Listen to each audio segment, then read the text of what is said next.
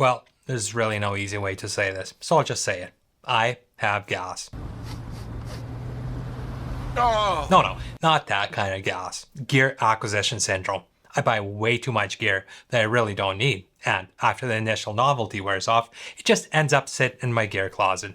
But every once in a while, I get a piece of gear that exceeds my expectations, and I end up using it all the time. This is a perfect example. This is the DJI Osmo Pocket 3, and here's 5 reasons I love this camera. Before we get started, a bit of housekeeping. 1. This video is not sponsored. I have nothing to do with DJI, nor have I ever worked with them. And 2. This is not a camera review. I don't know nearly enough about cameras to actually do an in-depth, comprehensive review.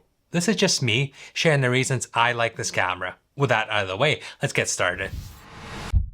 Number 1 is convenience. This camera literally fits in your pocket. It's small enough to make it super convenient to take it with you. See, when it comes to recording video, you have 3 main options. You can use your phone, you can use a small camera like a point and shoot or a GoPro, or you can use a big camera like a DSLR. Now, each one of these has its pros and its cons. Your phone, for example, as long as it's a semi-recent model, has an amazing camera. For 99% of people, the quality that comes from one of these cameras is more than enough. The problem with a phone is it's a phone. It's a distraction. You use it for directions, you use it to communicate with other people, you use it to consume content, and so much more. I've tried using my phone as my main camera, but at least for me, it's too much of a distraction. I think phones are meant more for reactive shooting, where a dedicated camera is more for proactive shooting. On the other end of the spectrum is your big camera. With something like this, especially if you add a good mic on top, you get professional audio and video. But it's big and it's bulky, and for some people, one of these can be really intimidating. I know for myself personally, I get pretty self-conscious when I'm out in public with a setup like this. And when others see a setup like this, they tend to get a little camera shy as well. So it's really hard to capture honest reactions or emotions from them when you point one of these in their face. Plus, it's big and it's bulky, and if you want to take it anywhere with you, you pretty much need to bring a camera bag. This leaves us with a middle category, and this is why I love my Osmo Pocket 3. It's a dedicated camera, so there's no distractions like a phone, but it's small enough for me to toss in my pocket, my bag, or even toss it in my truck. Chase Jarvis once said, "The best camera is the one that's with you," and honestly, for me, since I bought it, it's been the Osmo Pocket 3. This is a camera I usually have with me all the time, and because this thing is so tiny, I have no problems using it in public. Reason number 2 is image quality, and this is why I choose this camera over the others I have. The DJI Osmo Pocket consistently gets me great quality footage. Straight out of the box, with all the settings set to auto, the footage out of this camera looks amazing. If you're just filming stuff for social media, or you want to shoot a quick video to share with your family and friends, the auto settings work awesome. And if you want to shoot vertical, all you have to do is flip the screen. No need to fumble around with settings. Your image does get cropped and the resolution drops to 3K, but realistically, do you need any more than that for social media? If you want to use this camera in a more professional setting, you can easily switch to Pro mode.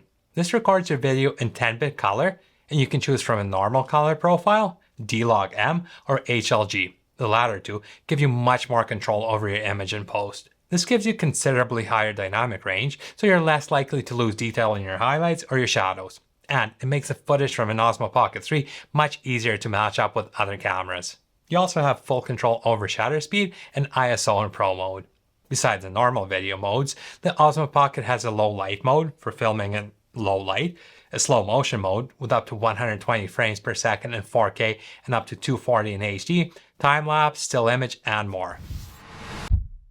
Reason number 3, and this is what makes the Osmo Pocket stand out above the other small cameras, is the built-in gimbal.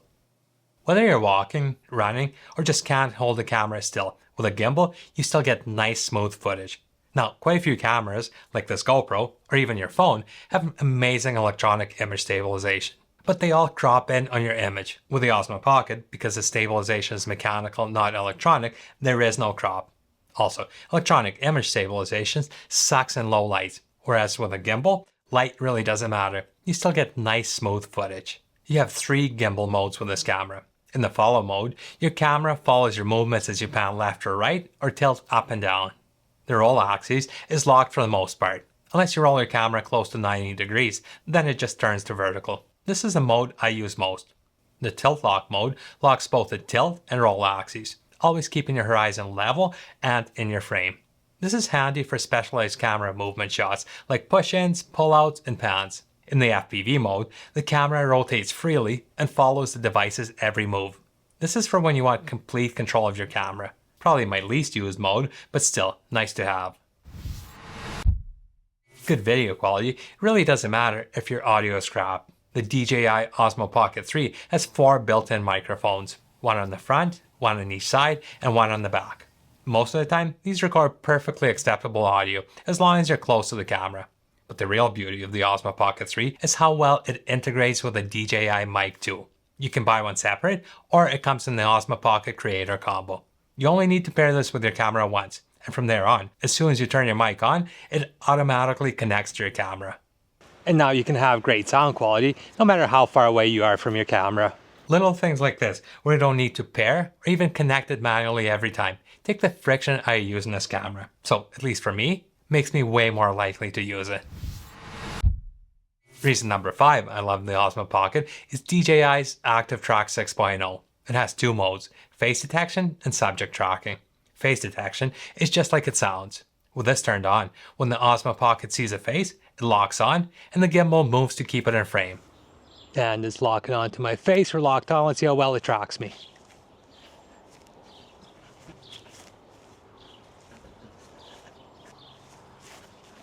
That's not bad. This works really good for when you're vlogging while moving around. You can pay attention to what you're doing or where you're going and never have to worry about being out of frame. And this actually works really good, even when you're quite a ways away from the camera. The subject tracking mode allows you to manually select a point in your frame, and the camera will track its movements within gimbal limits. This works most of the time, but it's not as good as face tracking.